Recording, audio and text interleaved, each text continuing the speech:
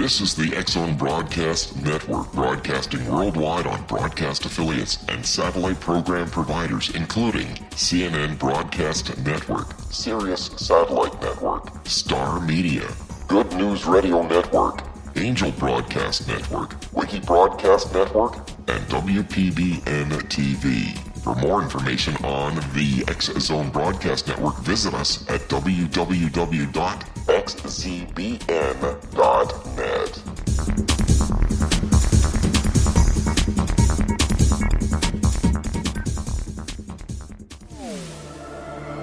The X-Zone Radio Show with Rob McConnell is largely an opinion talk show. All opinions, comments, or statements of fact expressed by Rob McConnell's guests are strictly their own and are not to be construed as those of the X-Zone Radio Show or endorsed in any manner by Rob McConnell, REL-MAR McConnell Media Company, the X-Zone Broadcast Network, its affiliated networks, stations, employees, or advertisers.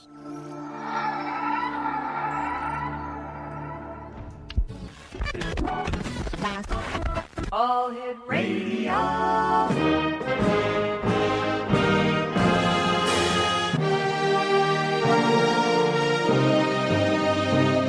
Welcome to the X-Zone, a place where fact is fiction and fiction is reality.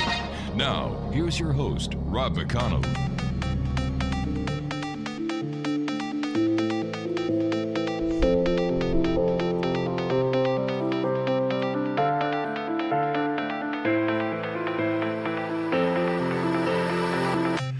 And welcome to the X-Zone, everyone. My name is Rob McConnell, and for the next 4 hours, I am your host. I am your guide as together we cross the time-space continuum to this place that I call the X-Zone. It's a place where people dare to believe and dare to be heard. It's a place where fact is fiction and fiction is reality. And the X-Zone comes to you Monday through Friday from 11 p.m. Eastern until 3 a.m. Eastern, right here on the X-Zone Broadcast Network and our growing family of worldwide affiliates, and on TalkStream Live. If you'd like to send an email, studio at xzoneradiotv.com, on all social media sites, X-Zone Radio TV, and our radio website at www.xzoneradiotv.com. Listen, I want you to get a piece of paper and pencil right this very minute, and I want you to write down this website, www.CubeSat, that's CUBESAT.TECH, because this is a very important website. This is a website that is going to blow the socks off the UFO community and the skeptics. Why? Well, for the past 7 years, the topic of extraterrestrial intelligent beings and UFOs have been controversial, if not ridiculed. We all know that, right, Exonation? Despite many sightings and events, government, military, and media have made a strong attempt to discredit the idea of extraterrestrial aliens. And in the face of their apparent disbelief of the topic, the same military and governments have spent huge amounts of money secretly studying these, and let's use quotations here, ridiculous UFOs and aliens.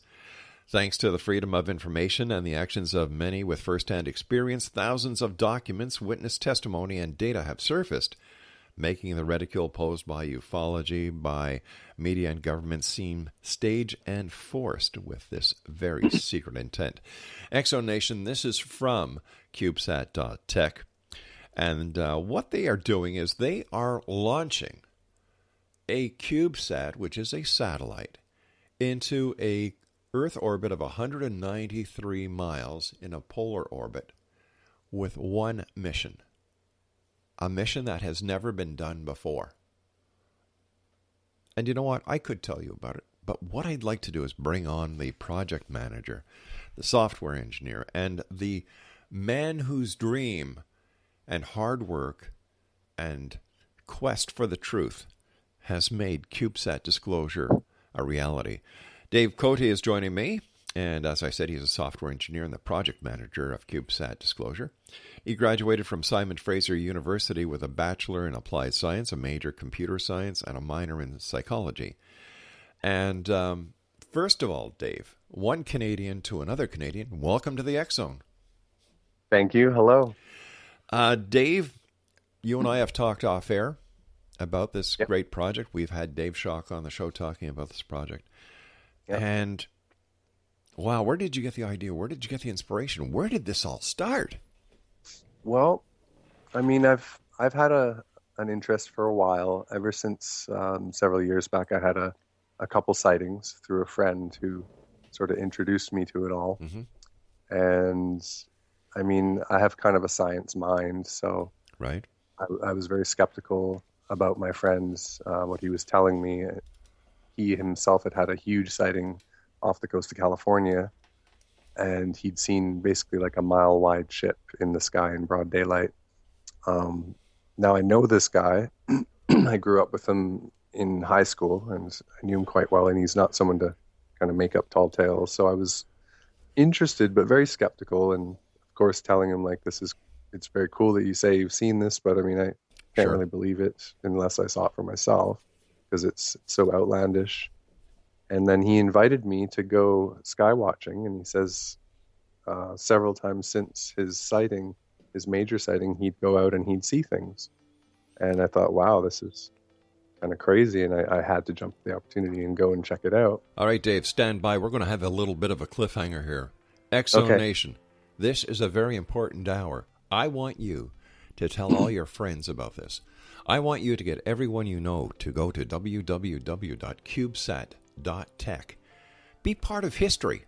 It's very simple, and we're going to tell you how that you, the members of the Exo Nation around the world, can be part of what I believe will be a mission to remember. This is the X Zone. I am Rob McConnell. Dave COTE is our special guest, and we're talking about CubeSat disclosure this hour here in the X Zone from our broadcast center in Hamilton, Ontario, Canada. Don't go away.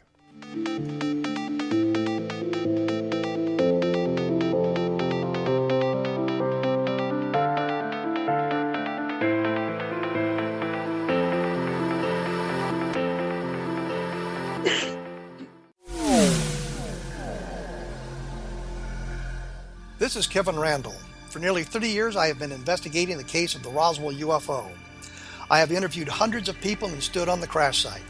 Now in Roswell in the 21st century, I have reviewed dozens of hours of audio and videotaped interviews, examined hundreds of files that relate to the crash, and have returned to Roswell in an attempt to put all that information into the proper perspective.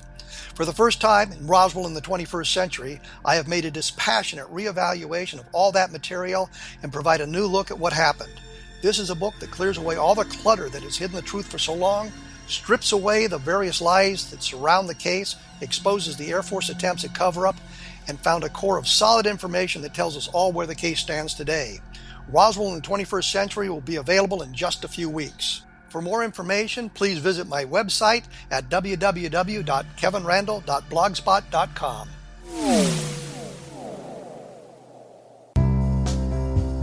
Gibbs A. Williams, Ph.D., is a practicing psychoanalyst, supervisor, researcher, and author in New York City. Much of his life has been dedicated to understanding nature and the uses of meaningful coincidences or synchronicities. His radical and original non-Jungian, non-mystical, non-magical theory of synchronicities illuminates much of the fog surrounding this challenging and perplexing topic. His ideas and manners are fresh, presented in a style that is both entertaining and highly informative. He is also an expert on crisis intervention, specially focused on violence reduction for the police and citizens, mastering anxiety, frustration, and stress without the use of medication, and effectively preventing and treating heroin addiction. Dr. Williams can be contacted at his email address at gwwilliamsny11@aol.com or visit his website at www.drgibbswilliams.com.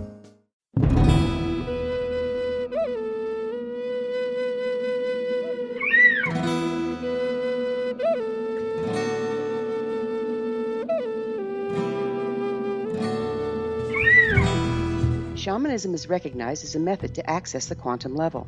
Mastery of shamanic skills puts spiritual information and healing power into your hands. Path Home Shamanic Art School, a bonded Colorado certified occupational school, has met rigorous state standards, ensuring its director and instructors have the qualifications to teach the shamanic arts. Path Home offers its certification program in blocks of study. Block 1, a 5-day intensive, will be held in the beautiful mountain town of Coaldale, Colorado, October 13th through 18th. Registration deadline is September 12th. Experience journey trance, power animals, helping spirits, sacred space, and life purpose. Come discover your power. Join me, Gwilda Wiyaka, in the magical world of shamanism. Call 303-775-3431 or visit findyourpathhome.com.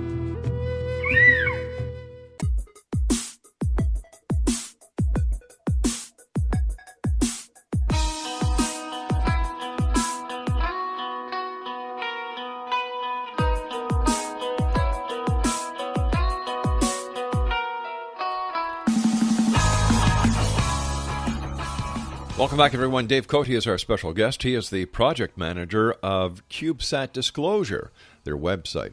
I want you to go to this website. I want you to visit it. I want you to see what is happening. I want you to see what the difference between a dream and reality is, and that's the hard work that goes on in between. And I want you to be part of history. www.cubesat.tech. Dave, welcome back, my friend, and once again, congratulations not only on CubeSat, but your recent marriage. Thank you very much. Yes, it was very wonderful. All right, Dave, we were talking about how your interest in UFOs came. A friend of yours said that he had seen a mile-wide UFO in the Pacific part of the United States, I believe. And, he got you to join him into skywatching and take it from there, buddy. Yeah, so first night I went out, obviously I was a little nervous. Yeah. Starting to actually think we're going out to Mission, BC, a lake called Roley Lake. You're actually not allowed in there at night. They've got some the park rangers will kick you out, but we kind of snuck in anyway and started to get nervous thinking, like, what if I really saw something? And he described to me, he said he felt me being nervous, basically, and he said he's taken people a few times, and ever since his big sighting, they usually see something, and he doesn't know, like, are they tuned into him or what? He said when he would take a friend who would be really kind of nervous and scared, interestingly, they wouldn't see anything. So this gets into the whole, are they psychically connected to us, that kind of thing. But based on him saying that, I just, I took some breaths, I relaxed, we lay there. And probably about 45 minutes to an hour, we saw the first little light turn on up above us.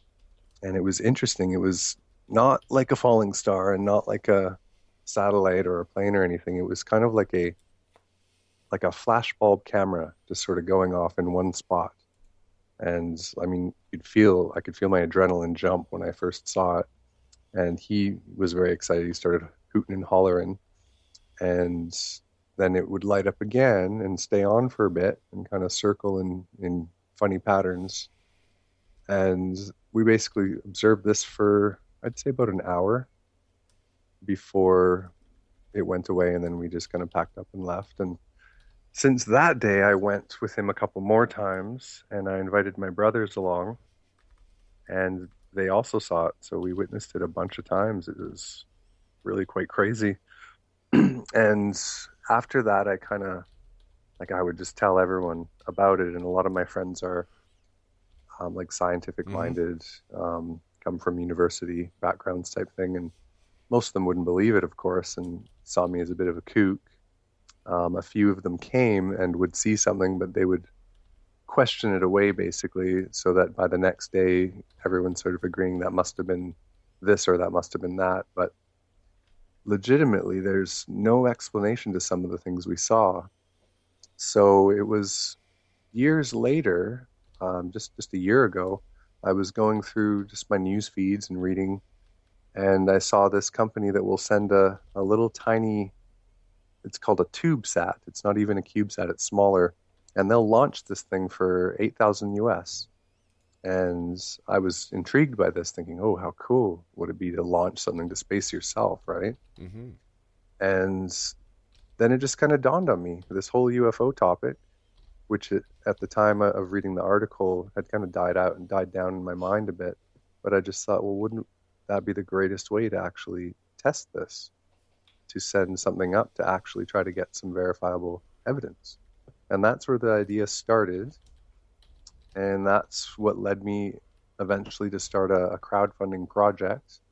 And I guess a lot of people thought it was a great idea. And we initially raised I think it was 16,000 US, and then we got a private contribution of another 10,000, and all in all, it's been close to 30,000 that we've raised. Now, I understand that the rocket has been paid for, the satellite has been paid for, and now we still need to raise some money for the telemetry. Yeah, the data Right. is basically going to be the next big cost. Also, I just found out the chassis, which is the little body that you put all the parts into. We have currently we have a 3D printed plastic body that's just kind of for demonstration purposes. We're going to need, I think we're going aluminum, and it's probably going to cost $1,000. Wow. So we need to cover that, and then we need to cover the data costs of $2,000 to $3,000 per month, and the satellite will be up between 1 and 3 months. So we're talking about we need to raise another $15,000. Oh no. More like, I mean, if let's say we covered a month. Right, but don't we want to have add-ons that we can actually make the mission go a little longer? I mean, based on the launch, we're going to get, they say, between 1 and 3 months before the thing comes down and burns up. I'm sorry. I thought that there was an extra propulsion system that could be added. Well, I mean, theoretically there is, but I don't know. Like, I'd have to talk with our launch partners and what the rules on that are. I know that they're pretty strict. I'm sorry about that, Dave. You know what? I'm just going to. You're the expert. I was just trying to get some extra money for the project. That's all. Yeah. Well, no. The thing is, if this goes well and it all works, the launch happens, it doesn't burn up on the launch, that kind of thing. Yeah. And what we're thinking is, I mean, it's actually quite inexpensive in terms of satellites and the cost of that kind of thing. We could make it a yearly thing where we do this, a couple of years in a row. Another option would be that the second launch, we could, if we raised enough, probably be quite a bit more expensive, but we could try to get it launched further into orbit. Right. And in that case, we could last up there for at least a couple of years. Wow. Or maybe we could get into the zone between the Earth and the Moon. I mean, that's ridiculously expensive probably, but then it would be there permanently. We did research on this, Dave. Yeah. And I cannot find any government or privately funded or executed project when it comes to satellites orbiting the Earth looking for UFOs. This is a first. It is, yeah. It's interesting, isn't it? It just boggles the mind that, this is something that has never been done before. And yet this little satellite, I believe it's about 4 inches by 8 inches. It's close to that, yeah. 10 centimeters by upwards of 20 centimeters. Now, the satellite, I believe, is going to have 2 cameras, right? Yeah. So tell us what will happen once the satellite is put into its orbit, which I believe is 193 miles. Yeah, well, once it's launched, we're going to have a polar orbit heading south. So basically, it'll be coming over the North Pole and the South Pole. If you're in North America, that would be initially in the southern direction. Mm-hmm. And we're going to have a camera pointed up, a camera pointing down. We did have some questions earlier based on if we didn't have enough funding, we would just have one camera. But we're likely going to go with the 2. Even if we had one, though, we have what's called a magnetometer, which we can kind of control the satellite. Mm-hmm. So initially, when it's launched, that will help us to stabilize it. It's like a little magnet with a motor, basically. And picture you can turn that motor. The magnet's kind of attracted to Earth's magnetic field, so you can steer it. So even if there were one camera, we could have it pointed downward at Earth just to get some neat Earth shots, but then we could steer it to point outwards to space. And then if we have 2 cameras, that we don't even have to worry about that because one will always be pointed spaceward and one will always be pointed earthbound. What kind of sensors, what kind of equipment is on board the CubeSat that will help in the search for UFOs? Or how will it detect if, in fact, there is a UFO in the vicinity of the CubeSat? Right. So we'll have the camera, which will be some large CMOS sensors. We had looked into like a 30 millimeter camera, that kind of thing, which is like a pro camera down here on Earth. But really, it turned out it didn't make sense because that's for zoom shots on a very small area, whereas we want to kind of get the whole field of view of the sky. So we're going to go with the CMOS, which would be like a high-end digital CMOS camera. That will catch anything visual, any changes in light, that kind of thing. Then we're also going to have the ability to measure radiation in the vicinity. So this would pick up changes in the radiation of Earth's magnetic field, but it would also pick up any anomalies that are outside the normal range of data. So say we get something visual, we get a little blip on the camera, we should be able to also read anything radioactive. Plus, we're going to have the ability to measure the electromagnetism, which is a very common phenomenon with UFO reports, that kind of thing. So we wouldn't just get a visual, but we'd also get a secondary piece of data like electromagnetism or radiation, even a third data point. And this would help a lot in terms of, we see images all the time on the internet. We even see videos of UFOs, but so many people say, there's Photoshop, there's After Effects. Right. Whereas now we'll hopefully have 2 data points, maybe 3 data points, so that you could say, well, no, it's definitely not Photoshopped, obviously, because we've got radiation and we've got electromagnetism that correlate with it exactly. How soon after these sensors are alerted to an anomaly or a change will your mission control actually be alerted, and what happens at that point? It'll be pretty much instant. I mean, we'll get the data basically at the speed of light, I think, or the speed of radio waves. Our SAT will capture whatever data it captures, and then we have what's called the Global Star System of satellites. This is our data cost. It's a network of satellites that are already up there. There's a whole bunch of little networks of satellites. I think they have 2 or 3 different systems. You pay them a monthly data fee, and they're able to take your satellite's data and transmit it instantly, no matter where it is. So this is different than, say, we just had an antenna on our satellite that transmitted just to us. Then basically we need a ground station. Now the problem with that is your ground station on Earth would only capture the data when your satellite's passing overhead. So using traditional like CB radio style, you'd need to have a ground station in so many locations around the globe in order to capture it. And to get over this hurdle, we just pay a fee to these guys who have a whole network of satellites out there.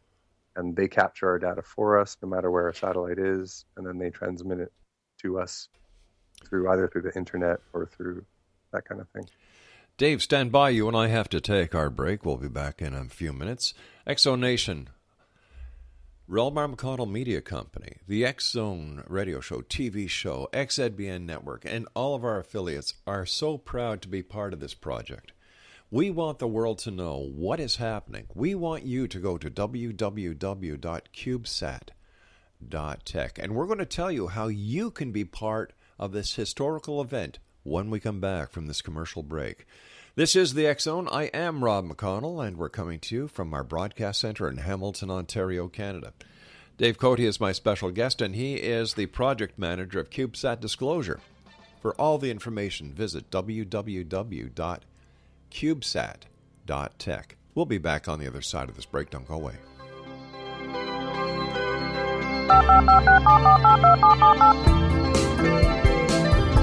Did you know that when you're on the road with limited data or Wi-Fi, you can still listen to the X-Zone radio show with Rob McConnell, The Science of Magic with Gwilda Wiyaka, High Tech with Corey Kay, and every minute of the 24/7, 365 programming of the X-Zone Broadcast Network by calling 712-432-9459, courtesy of TalkStream Live. No smartphone, app, or internet needed. It saves your data plan, and it's free if you have unlimited minutes. Call 712-432-9459 to listen on any phone, anytime, anywhere. Remember, 712-432-9459 for the best of paranormal, new age, thought-provoking, sci-fi radio programming 24/7, 365.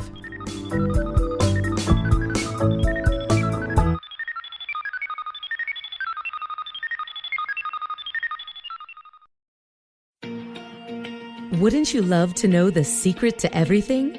Well then, meet Dr. Kimberly McGeorge and her cutting-edge breakthrough knowledge that combines science with possibility. Dr. Kimberly brings real-life answers and healing to those open to alternative solutions. She teaches solution-based programs and classes that will change all areas of your life forever. Specializing in conscious creation, intuitive readings, and energy medicine, you can rapidly shift health, relationships, business, and money and abundance challenges quickly. Receive her best-selling book, Secret to Everything, at no cost by going to secrettoeverything.com/X-Zone. That's right, transformation can start now. Just go to secrettoeverything.com/X-Zone and receive Dr. Kimberly's book for free.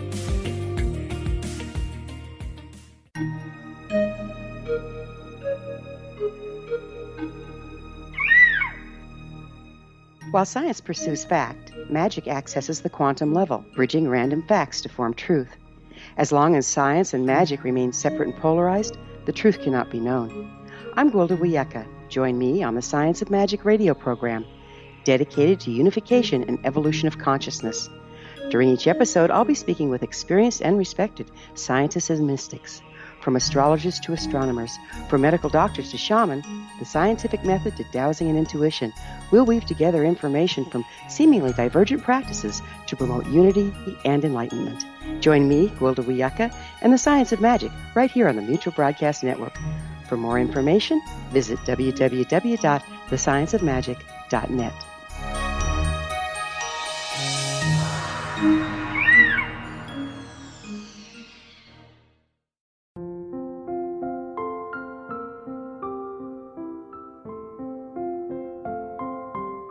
I am Dr. Carl O'Helvey, founder, president of a new cancer foundation focusing on evidence-based physical, mental, and spiritual interventions, including natural cancer cures, prayer, meditation, affirmations, nutrition, and other related holistic cancer prevention and cure modalities. These are used in cancer education, research, and financing care. I ask for your help to continue this important work by donating at www.holisticcancerfoundation.com.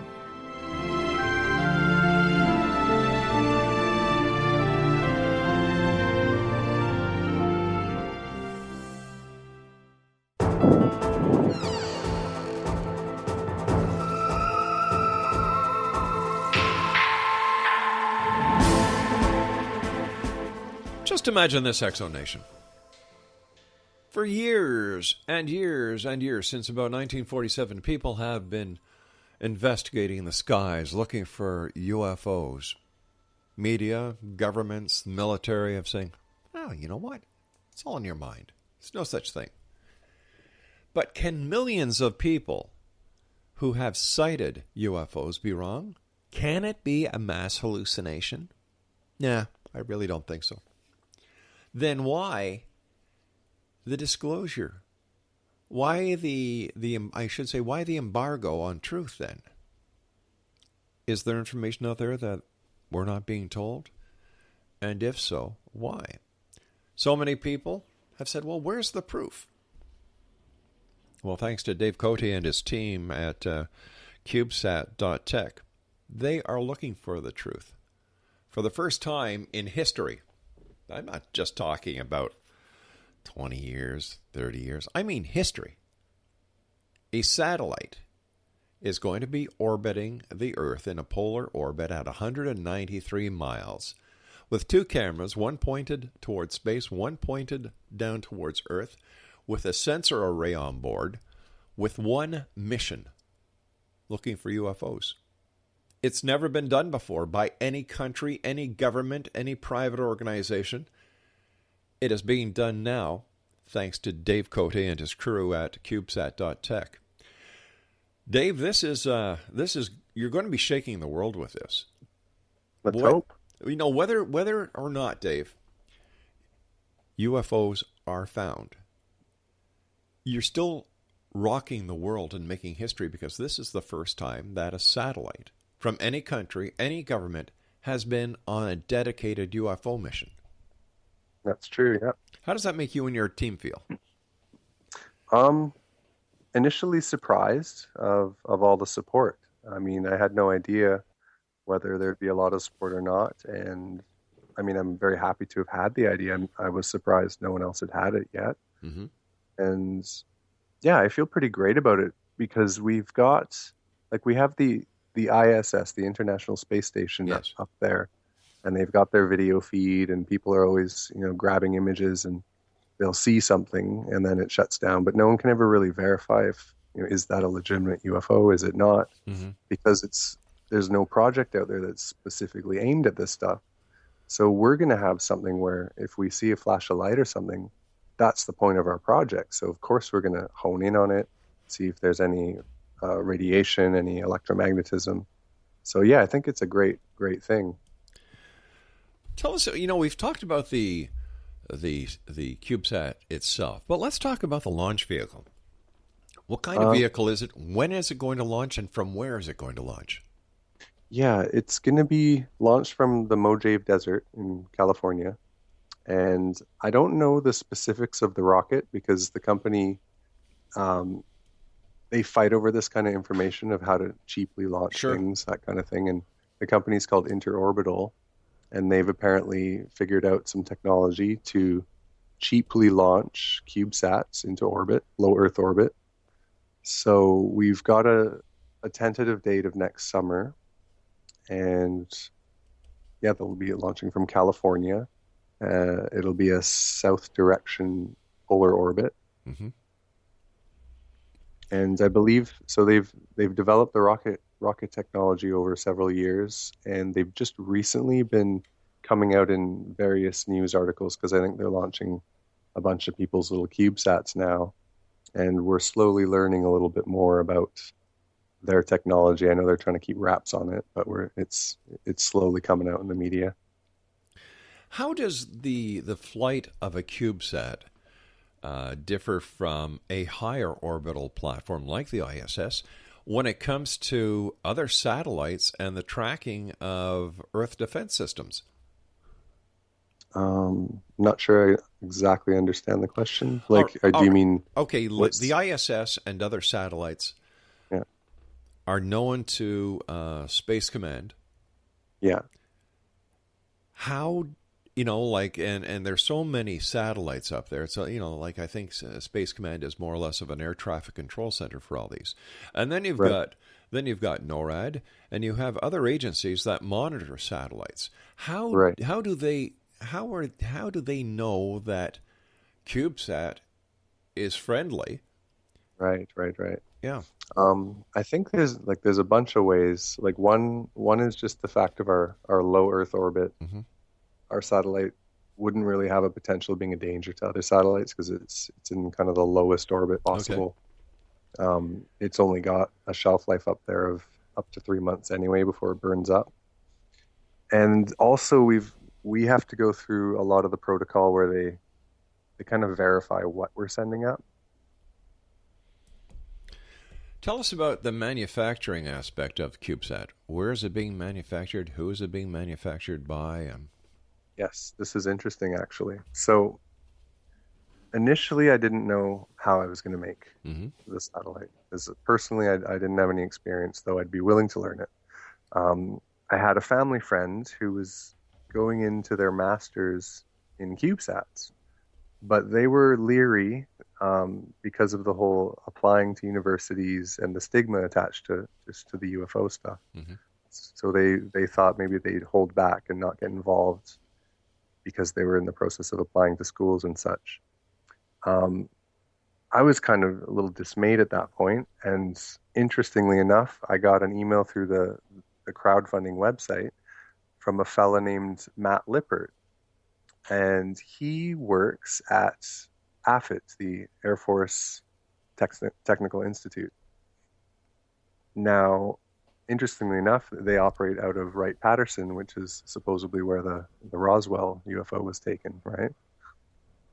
Yeah, that's right. Now, yeah, it's crazy. Now, when I got this email, I had two feelings. One was like, this is serendipitous because, wow, I just lost my CubeSat person, and now here comes pretty much the most amazing CubeSat builder you could think of.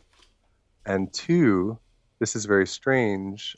Should I be worried? It's kind of like suddenly the Air Force contacting you right from the base that they supposedly took a crashed UFO, saying, oh, we want to get involved, right? Sure. So, I mean, I kind of vetted as best I can, and I talked on the phone with Matt, and I've determined like he's working there. He went to university near the base in Ohio, and they approached him to help teach at their institute. He's just got a keen interest in technology, 3D printing, CubeSats. He's actually starting up a company, like a CubeSat company in the future. So this turns out to be a perfect opportunity for him because he's going to get his first launch out of it, learn a whole bunch of stuff so that when he transitions into the business world, he'll have some experience to send up CubeSats. So I've determined that I think I feel pretty safe. I don't feel like it's the Air Force trying to, block our progress or anything like that. We're very independent and operating this on our own, like separate from everything. So I feel we've got all the control, which is good. But yeah, it was very interesting when that all happened. How do you and your crew prepare for the launch? Well, he's building the satellites. He's going to talk to the AFIT Institute to use some of their vibration testing facilities so they can test, make sure it survives the vibration, the temperatures, etc.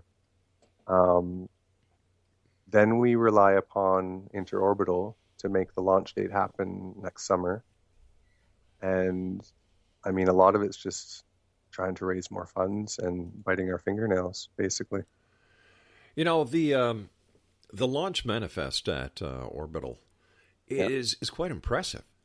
Yeah, it's good. It's definitely legit. FTP University in Vietnam, a NASA 4 and 5 faculty in West Virginia, King Abdullah University, Pakistan iCube, Taiwan's National Chen Kung University.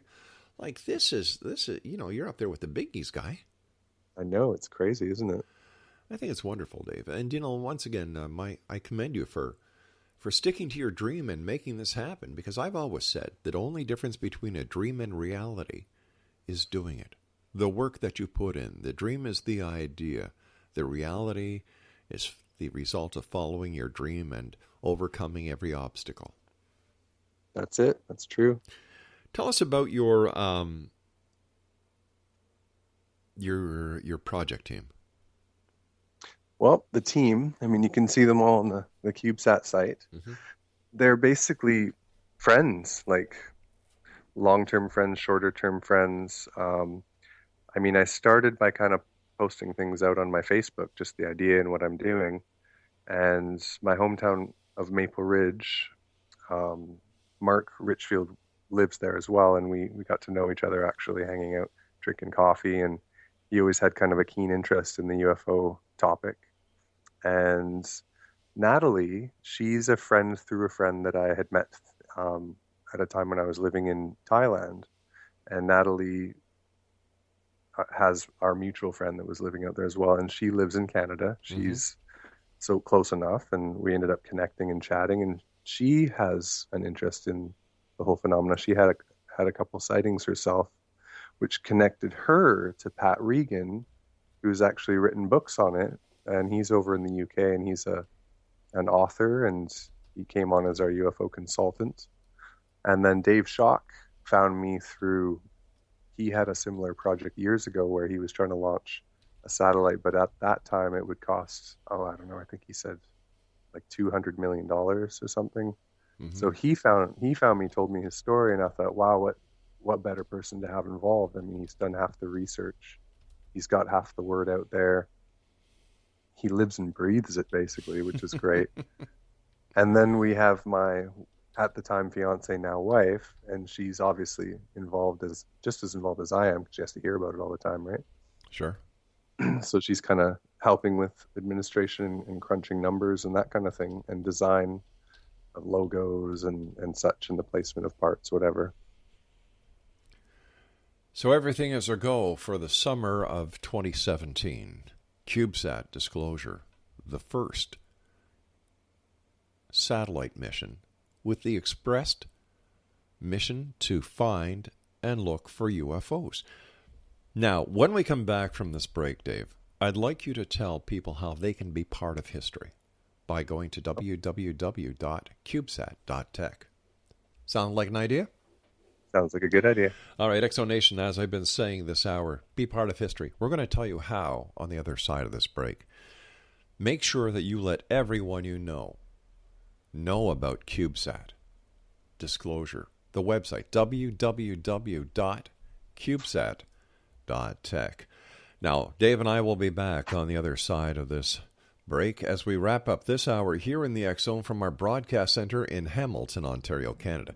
If you'd like to see the complete program lineup for the X Zone Broadcast Network, visit www.xzbn.net. We'd also like to welcome Dr. Kimberly McGeorge, Patty Conklin, Roberta Grimes, Kevin Randall, Joe Weegett, Dave Schock, and other great hosts to our show.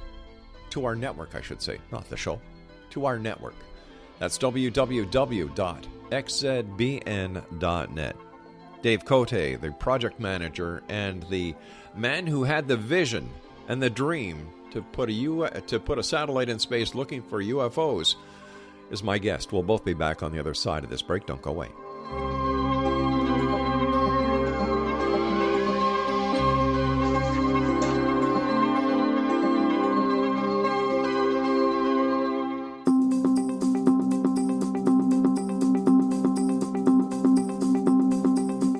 As host of Dialogue with Divinity, I am thrilled to join the X Zone Broadcast Network and their growing number of affiliates.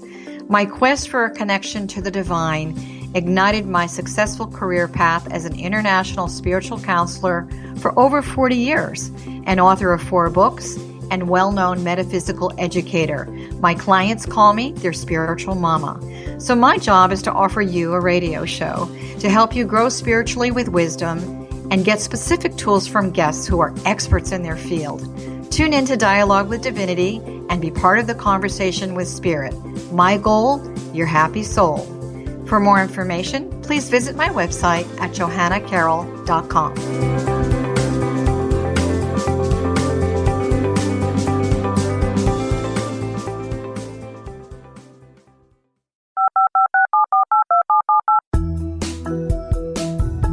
Did you know that when you're on the road with limited data or Wi-Fi, you can still listen to the X Zone radio show with Rob McConnell, The Science of Magic with Gwilda Wiyaka, High Tech with Corey Kay, and every minute of the 24/7, 365 programming of the X Zone Broadcast Network by calling 712-432-9459, courtesy of TalkStream Live.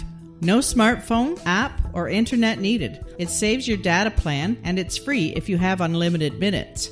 Call 712-432-9459 to listen on any phone, anytime, anywhere. Remember, 712-432-9459 for the best of paranormal, new age, thought-provoking, sci-fi radio programming 24/7, 365.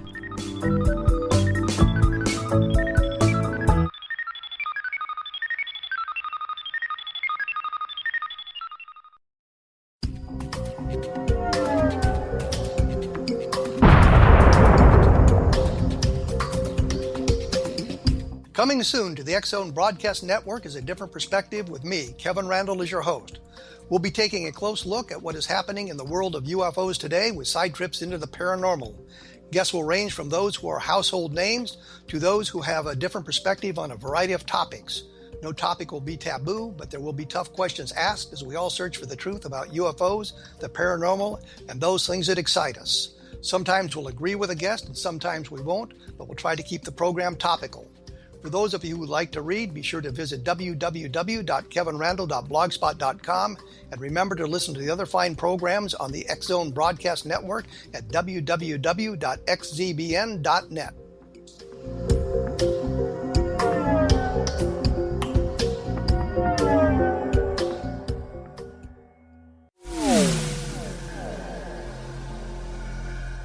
This is Kevin Randle. For nearly 30 years, I have been investigating the case of the Roswell UFO. I have interviewed hundreds of people and stood on the crash site. Now in Roswell in the 21st century, I have reviewed dozens of hours of audio and videotaped interviews, examined hundreds of files that relate to the crash, and have returned to Roswell in an attempt to put all that information into the proper perspective. For the first time in Roswell in the 21st century, I have made a dispassionate reevaluation of all that material and provide a new look at what happened. This is a book that clears away all the clutter that has hidden the truth for so long, strips away the various lies that surround the case, exposes the Air Force attempts at cover-up, and found a core of solid information that tells us all where the case stands today. Roswell in the 21st century will be available in just a few weeks. For more information, please visit my website at www.kevinrandle.blogspot.com.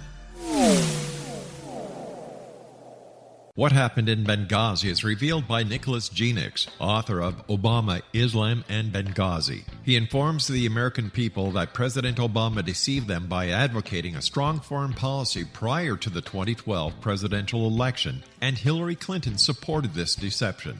As the title infers, there is a connection between Obama, Islam, and Benghazi.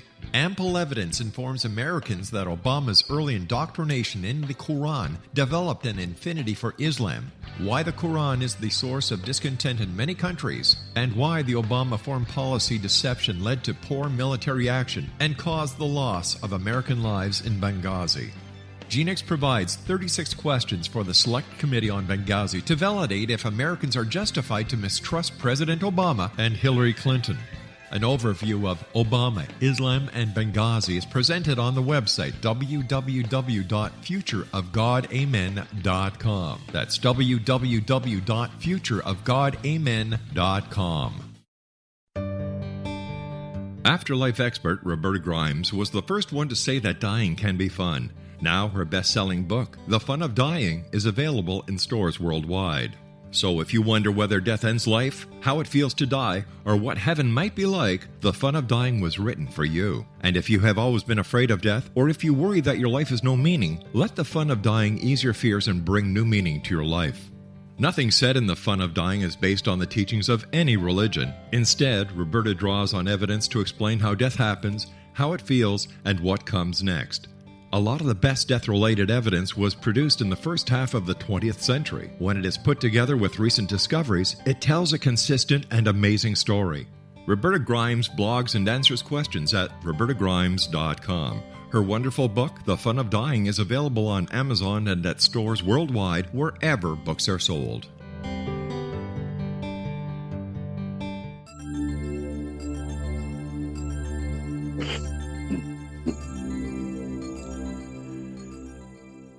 I'm going to give you a website that is going to change history. And you can be part of this change, this part of history that for the very first time is happening. Here's the website, www.cubesat.tech. That's www.cubesat.tech. Dave COTE is our special guest, and Dave is the founder and project manager and software engineer for CubeSat Disclosure.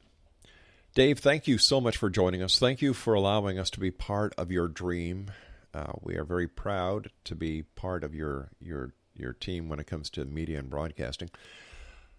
Let our listeners know, Dave, how they can become part of history. Okay, definitely. And it's a pleasure having you on board. It really is. We haven't had, as you know, a media agency as pro as yourselves help us out yet. So I think I'm excited for where this takes us. I think it'll be really good. Thank you, my friend. And so, yeah, if people want to get involved, there's many ways you can follow. You can just kind of follow our CubeSat.tech and the various fundraisers. We will be putting them up. I think it's every 2 months. They go for 60 days, and then I'll be starting another fundraiser and keep doing this up until the time of launch. You can follow the updates, stay involved. You can ask questions. You can donate, which then actually gets you directly involved. So we've got various perks that you can donate into, including getting real-time visual and radiation data from the satellite. For a little bit more, you can actually get login benefits. We will potentially have the ability to steer our satellite, and we'll probably have set times, not all the time, but we'll have set times when people can log in and actually steer it themselves and take pictures themselves. So you can see the various perks on the site. Right now we've got 3, so you'd be able to log into the CubeSat yourself with a $500 contribution. You'd get the real-time data, visual radiation, so you'd get it before it hits the website for a $250 contribution. You can get your name etched into the code that's on the CubeSat for a $25 contribution. Now that may sound funny to put your name in the code. Like basically we'd comment out your name in the code that's running on the satellite. But potentially, from some of the people I've been meeting along the way, the extraterrestrial civilizations could end up kind of knowing you. I mean, for all we know, they are cyclically able to communicate, that kind of thing. I have no idea. I'm skeptical on some levels and then very accepting on other levels. But I think getting your name into the code of the CubeSat could be very interesting potentially. Dave, when you were a little kid, did you ever think that you'd be involved in the space program?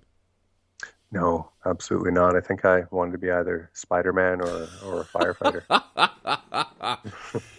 Typical, really typical. Yeah, exactly. No, I was a huge skeptic on this stuff. Interested always, but before I saw something myself, I mean, I even had a friend who was a pretty big director. I had ventured in the film industry for about a decade, and I had a friend who was a director who used to shoot independent films in the desert, near California, and then he came out here to Vancouver, and now I think he's doing documentaries with a few universities. But he saw all kinds of things when he was in the desert, and he'd talk about it. And even though he was a friend, I was always, questioning it and skeptical of it. It was just really hard for me to accept that, there's aliens, there's extraterrestrial beings around our planet, and yet nobody's seen it and nobody knows about it. So I was quite skeptical until I actually went out and saw something phenomenal for myself that sort of changed my view on it. Seeing is believing. It is. It really is. You see, Dave, people over the years listening to the show, over 25 years now, have said, Rob, why do you do your show if you don't believe? Right. It's very simple. I want to believe. Yeah. But I'd like to see proof. Yeah, me too. And the funny thing about it all is, I mean, before I had a sighting, before I saw something that I couldn't explain, there's just no way, like, people can say something, but then you look around and you don't see it, and it's like, well, you can't really believe something unless you have any evidence or proof of it. And then once you do have a sighting, you've got the evidence or the proof, but you can't really verify it. You can't really retest it or put it against anything. So, I mean, that's why I think projects like this, and there's a few other, there's like a ground-based observation project that's going on that basically is on the ground looking for UFOs.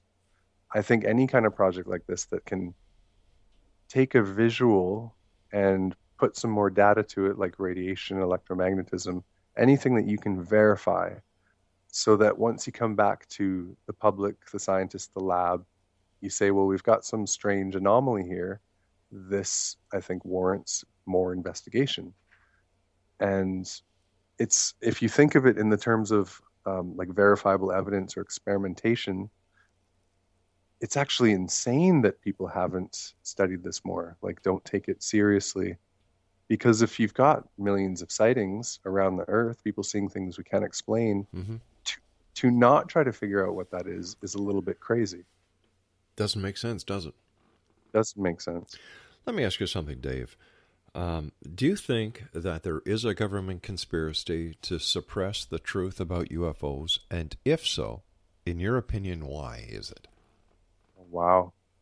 That's a huge topic. Well, I mean, I've kind of gone down all the different paths of thought on that, from the pure scientific perspective to the pure conspiracy perspective. One take on it would be that people aren't that organized to be able to cover up such a thing. You know, if things actually had happened, of course it would come out, because you've got whistleblowers, contract employees, that kind of thing. But then on the other hand, there have been amazing cover-ups, global cover-ups, oil scandals, these kinds of things that do come out years later. And so it is possible to have a group of organized people that could cover something up. And that leads you to think, well, maybe there was a Roswell crash. Maybe they did find something and they get their technology from it. And maybe it would be scary enough globally that they'd go to all costs to cover up such a thing, because to have everyone know that, you know, there's a whole community out in space of different beings, if that would shatter our worldview so much that it could, you know, kill our economy, really confuse people spiritually, that kind of thing, then based on that, I think, yeah, maybe there is a cover-up. I could see governments fighting really hard to not let any of that happen. Do you think that these visitors, who many believe have been visiting this planet for thousands upon thousands of years, Dave, pose a threat to us? I don't think so. If I follow logic, and I think if they are there, and part of me really believes there is something there. I think if there were a danger, that we would have known by now. And I think, I mean, there's so many reasons. Like, one is how industrialization's raising our global temperatures, and if we don't figure it out in the next few hundred years, the Earth's not going to be that habitable anyway. Exactly. I couldn't see a race of beings who wanted the Earth just sitting back letting that happen. Even if then you said, well, maybe they want it hotter and more acidic. Well, that wouldn't make sense either, because it's actually our own industrialization that's bringing it to that. That would be too much of a coincidence, right? That it would be perfectly heating the planet up for another species. Like, there's any way of logic following through to the end. I don't see there being a malicious race out there that would be wanting to hurt us, or they already would have. I've often wondered, Dave, if the time ever came where two countries pushed the nuclear button, if the visitors or our guardians, or however you want to classify them, would not step in. Right. That's interesting. Yeah. Dave, it has been a great pleasure talking to you, my friend. Over the next weeks, we're going to be speaking to Dave Schock again. Matthew Lippert. We're going to be speaking to Gianna. We're going to speak to Mark Richfield, Pat Reagan, and Natalie. You know, this is exciting. And once again, Exo Nation, this is the website that we want you to go to. This is the website we want you to tell all your friends to go to. This is the website we want you to plaster all over social media. This is the website if you are a boss, if you are working in a corporation, if you are a cop, if you're a firefighter, if you're a plumber and you want to become, or anyone else, and you want to become part of history. Dave, tell them the website to go to. Yes, go to CubeSat.tech, CubeSat.tech.